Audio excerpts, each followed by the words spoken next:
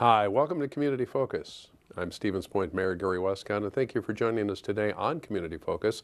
This will be my final report to the community as your interim mayor, and I've enjoyed very much the opportunity to report to the community on the work that is being done by the City Council and your city staff. And I'm going to quickly review a couple of the high points of the last 4.5 months for you here on Community Focus. But I want to spend a moment today reporting to you first on an item of, well, in my view, is great concern. I know our comptroller treasurer and members of the finance department are quite concerned by this latest proposal for Madison that I've really already shared with you here on Community Focus, but I want to talk just a little bit more about the proposal coming from some state lawmakers in Madison to eliminate the personal property tax in the state of Wisconsin. Personal property tax is a tax that is levied on the personal property of corporations and businesses in Wisconsin. And they're also now talking about eliminating the state aid that comes to municipalities from what's called the exempt computers, because computers are exempt from tax in Wisconsin. The state of Wisconsin historically over the years has reimbursed cities on a complicated formula. Of course, all those formulas in Madison tend to be that way. But basically, annually, the city of Stevens Point receives revenue for the state of Wisconsin for the computers that are in our community. That aid totals over $900,000 in the year 2014. The current thinking in Madison is to go ahead and eliminate the computer aid to municipalities. And right now, as we record this program, there is no discussion going on in Madison about replacing that type of revenue that comes to assist in the creation of a city budget. Now, what would that mean if the city were to lose over $900,000 in annual revenue? Well, number one, under the laws that exist in Wisconsin, the municipality would not even have the flexibility of making up the difference of that $900,000 through a property tax levy. So right away, your budget has been reduced by almost $1 million. And I guess the first question that those in the finance office, finance committee, and other alderpersons would have to start asking is, what are we going to eliminate to make up for the loss of $900,000 in revenue? Is this proposal for exempt computer aid if it comes to fruition in Madison? Now, there's a long way to go, a lot of legislative battling to be done over this, but it's something that you as a community need to be aware of, because it would have very serious ramifications, not only for the municipal budget in Stevens Point, but for every single municipal budget here in the state of Wisconsin. To lose that level of aid without any offsetting revenue would be, well, it would be disastrous in many areas, because you are talking really cutting back now on essential services that you, the taxpayers of Stevens Point, or for that matter, any community, have come to expect over the years from your city government. Now, I know that our finance department, under the direction of Comptroller Treasurer Corey Laddick, is paying very close attention to this. They're in direct communication with our legislative leaders in Madison and have taken a very strong position in opposition to it. But I want you right now to be aware that as I record this program, that proposal to eliminate that level of revenue is very much alive in the city of Madison. The other area that we have reported to you on before here on Community Focus is the proposal to eliminate the personal property tax in Wisconsin. And as I shared on our last program, what I find troubling about the entire idea is the fact that it's being sold to the people of Wisconsin as a tax. Some lawmaker. Again, it's important to realize that it's only some lawmakers in Madison that are selling it this way. We're actually having a very good response from the delegation here in central Wisconsin concerning their position on the elimination of the personal property tax. But it's being sold to the people of Wisconsin as lawmakers in Madison eliminating a tax. We're doing good because we've eliminated a tax, so goes the talking point from Madison. But they haven't eliminated any tax.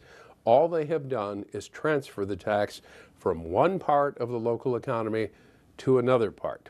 They're taking this personal property tax exemption, or whatever you want to call it, and allowing that to be transferred to basically the private citizens of a community. Those who will be impacted are the homeowners in the community, the private citizens, those who are living on fixed incomes, those who are living on pensions.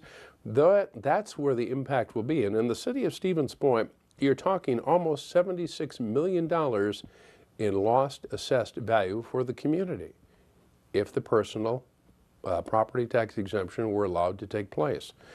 Now, what does that mean? As I shared in our last Community Focus program, the average taxes on a private home in the city of Stevens Point worth $100,000 would increase by $134 in every tax season.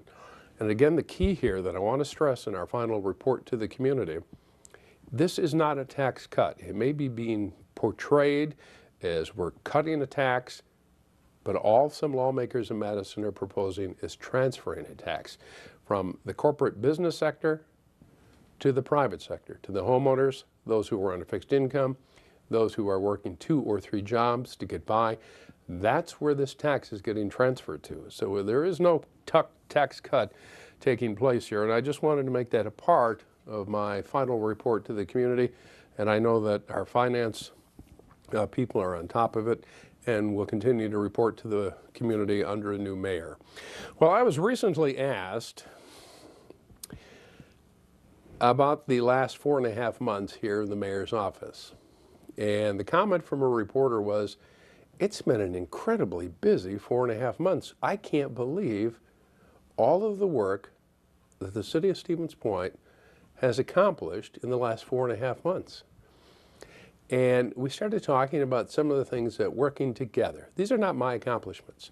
These are accomplishments of your city council, the 11 alderpersons who have worked very hard the last 4.5 months, accomplishments of city employees, your city department heads, your city directors, all working together in a spirit of teamwork to focus on getting the job done. Let me quickly give you a couple of ideas of some of the things that we have started in the last 4.5 months when I was chatting with this reporter. We have, as I have shared on Community Focus before, gotten a very good start on creating the next generation of strategic planning for our paramedics. Now, we've spent a lot of time talking about how important our paramedics are in Portage County, and I think most people realize that when you dial 911 today, you receive the absolute highest quality of emergency medical response that is possible in the state of Wisconsin. Portage County is the only county of the 72 counties in Wisconsin that is offering a county-wide paramedic service. In the last few months since I have arrived, we have initiated and are well underway in working with our partners in the village of Plover and at Portage County on the next 10-year strategic plan for paramedics here in Portage County. Now, there's a little work to be done, and that work will finish in the next 30 to 60 days, but we're very proud of the amount of work that went into drafting the strategic plan document for the next 10 years of paramedic planning. While we're talking about comprehensive planning, strategic planning, we have very aggressively focused on the comp plan underway for the last few months here in the city of Stevens Point. The Smart Growth Comprehensive Plan for the next 10 years. We have about a year to go, but we have focused very hard in the last year on upgrading and updating the strategic plan here in the city of Stevens Point, and that work will continue, but we've made significant progress. Our neighborhood meetings have been concluded. Our district ward meetings have all concluded. We have so much information that we are currently collating and putting into the master plan, which of course you as the community will have so much input. While we're talking about plans and things that were done, in the last month or so, we have finished the professional engineering report on Well 11 in the city of Stevens Point. And I'm pleased, it's been reported in the media, that scientific, technological information was reported and given to our friends in the town hall. Chairman John Holdridge has the report now from the city of Stevens Point. With that long-awaited report on Well 11 is in. By now, most of you have read it, either in one of the online news services or watched it on television. But that report was finalized in the last couple of weeks and is in the hands of the leadership of the town hall and, of course, the city of Stevens Point and our water folks, the Water Commission, with the direction of Joel Lemke, the director, have the report. So that Well 11 report is all done. Some of the other things that I'm very proud of, and I'd share quickly with the community, is in the last few months, we finalized an ordinance guaranteeing you, the public, an opportunity to speak at public meetings. It was a bit of a surprise, and we've chatted about this early in the Community Focus program, but there is no state law that guarantees you, as a member of the public, private citizen, have a right to address your elected officials. We felt that was wrong, and that every citizen of Stevens Point, and even some who aren't citizens of Stevens Point, have a right to address the elected leadership, either the City Council or the appropriate committee or commission. So we finalized and put into law an ordinance which will guarantee forever the public's right to speak at a public meeting. We're quite proud of that. We've also spent a lot of time in the last few months developing a new IT plan for our city. Right now, the city of Stevens Point does not have a technology plan. I know it's kind of hard to believe, but we don't have one, and in the next few weeks, I'll be gone, but in the next few weeks, well, I won't be in this office, I'll still be here though, but we'll give that IT plan to the City Finance Committee, and that will provide some long-term guidance and development for the utilization of computers and technology here in the city of Stevens Point. Ambulance negotiations will continue in earnest in 2015 with the city and the county sitting down. The ambulance contract will expire at the end of this year, and the city has been very proactive and aggressive in the last few months, meeting as a team individually. The team, of course, led by the city of Stevens Point, utilizing our fire chief, our assistant chief for EMS, Joe Gemza, the president of the Police and Fire Commission, Dave Schleiss, city attorney, Logan Beveridge, and of course our comptroller. We have been meeting behind the scenes, formulating a strategy, putting together basically the talking points that the city will utilize in negotiating another 3- or 4-year contract with Portage County for the deliverance of that quality EMS service that we were talking about a little bit earlier in our program. But we've been working very hard behind the scenes to strategize and put together a plan of action for paramedics and continuing the contract between the city of Stevens Point and Portage County. A couple of other things that we're proud of here in the last couple of months: that entire Division Street, Franklin Street area still needs some improvement. There are some safety enhancements we believe can be made there, but it's a safer corridor today than perhaps it was a few months ago. And I know many of you have noticed the changes that have already occurred. First of all, if you travel in that area at night, you'll notice the streetlights are much brighter, so it's a lot easier to spot pedestrian traffic moving east and west on Franklin Street or north-south on Division Street near Franklin Street. A lot of that clutter signage is down. The electronic message board that was in front of the fire station is still there, but it's been unplugged when safety officials decided that the constant scrolling and flashing of messages was more of a traffic hindrance and was distracting drivers and pulling their eyes off the road at a time they should be focused on that key intersection. Now, there are some other things the city has to look at as far as continuing to safe up that intersection, changes in traffic flow, perhaps some type of signalization, all work that will continue, but we certainly have made some positive steps in improving the safety in that Franklin Division Street corridor in the last couple of months. We spent an awful lot of time in the last few months in-house working on the fiscal issues facing the city. Well reported. Became somewhat of a campaign issue in the mayoral race, automatic races, but it's a very real issue that the mayor-elect and the city council will have to deal with. There is very limited debt capacity. By that we mean there's very little money the city can borrow in the next few years before it reaches its debt cap as prescribed by law. So we have spent quite a bit of time developing strategies. Some of it's been reported at the Finance Committee. Some of it will be reported in the near future at Finance Committee concerning the reallocation of tax incremental dollars, but we'll talk more about that at City Committee in the very near future. I think a project that received an awful lot of attention, and I'm very proud that we were able to finish when I came back in December, is that seawall, or the change in the floodplain status for the city of Stevens Point. Now, I know it received quite a bit of attention because we talked about it at the time, but it was one of those projects that was, excuse me, kind of interesting to note that work on the floodplain, or the seawall, is well reported. It started when I was here originally as mayor in my second term and continued in my third term, continued during Mayor Halverson's years in office. And it was interesting that we were able to finish that project up during my return to office in January of this year. And it was quite pleasing to see something that we had worked an awful lot of worked an awful lot on, worked pretty hard on during the time of my second and third terms to come to fruition as I returned as your interim mayor. But very shortly, the public hearing phase of that, where the public comment phase of that will conclude. Then it will be back to the Plan Commission likely in May, and then very shortly thereafter, that part of the city which has so long been in the floodplain, and we've talked about it before, will come out of the floodplain, and the flood requirement for insurance will be dropped. So watch for that in the next 60 to 90 days here in the city of Stevens Point. Another project that really got started in my second term and continued in my third term was the Country Club Drive overpass, basically to stop having to have all those people wait for trains.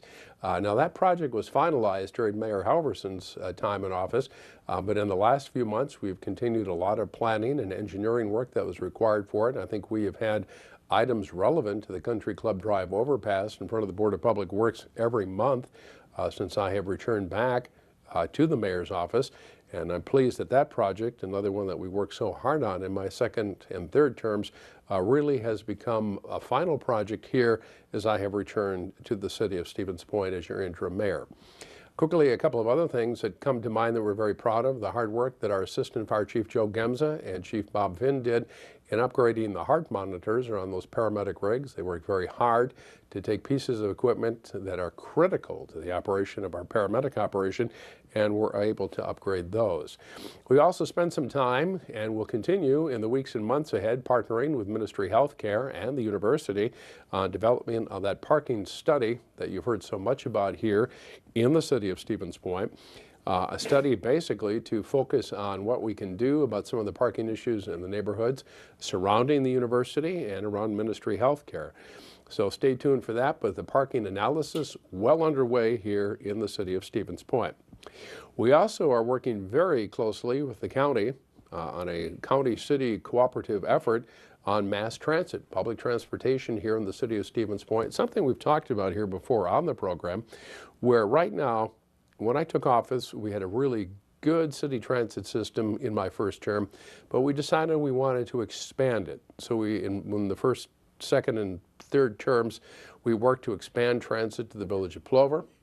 We worked to expand public transportation to areas in the village of Whiting and Park Ridge.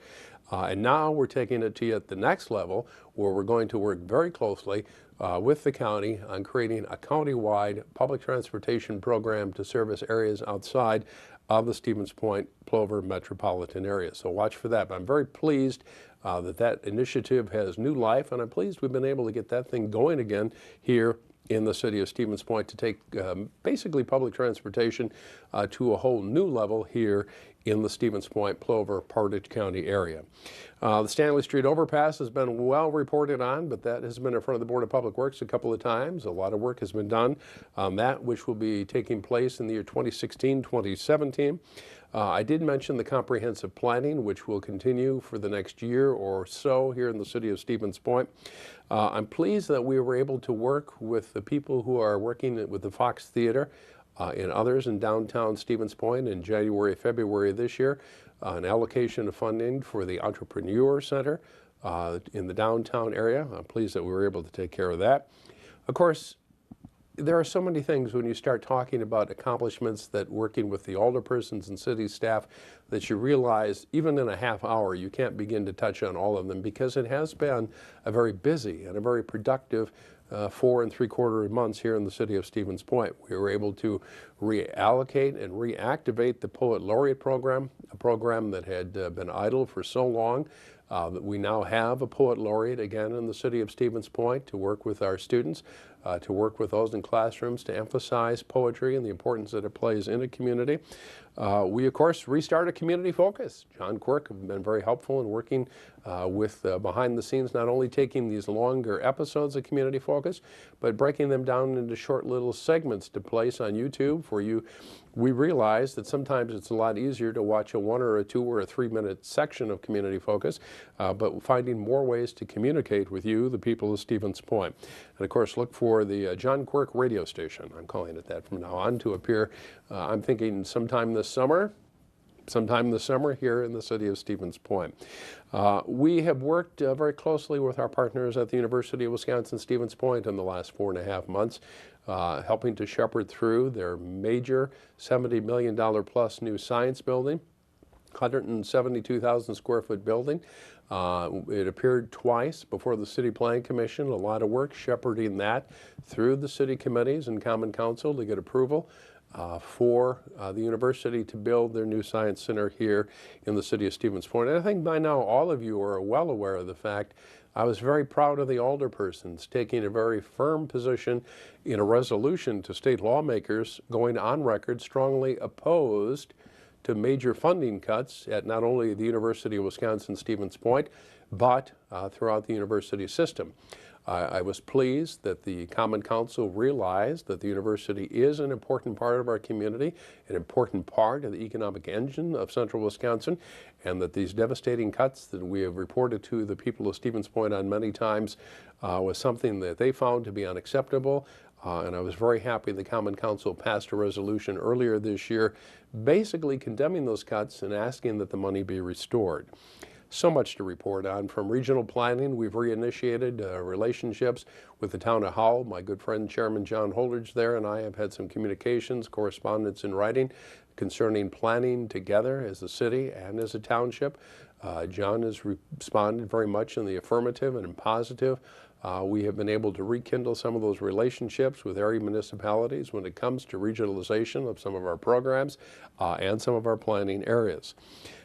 We have also, I think I would be remiss to say that I have enjoyed working closely with the Portage County Executive, Patty Dreyer, County Board Chairman Phil Eidsvog, in a couple of other areas related to city-county cooperation that I'm sure the next mayor will want to continue with here in the city of Stevens Point.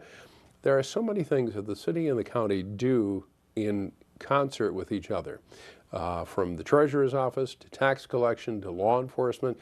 If you stop and think about it for a moment, there is so much to do, and I've really enjoyed the opportunity to discuss these issues on a number of occasions with the county executive and with the county board chairman, Phil Eidsvog. So again, a good example of the city and the county working in a collaborative nature with surrounding jurisdictions and surrounding fellow elected officials here in the city of Stevens Point. I've also had an opportunity to get to know some of the folks in the old Maine Neighborhood Association and the hard work that they're doing to preserve the quality and integrity of the homes in that university area.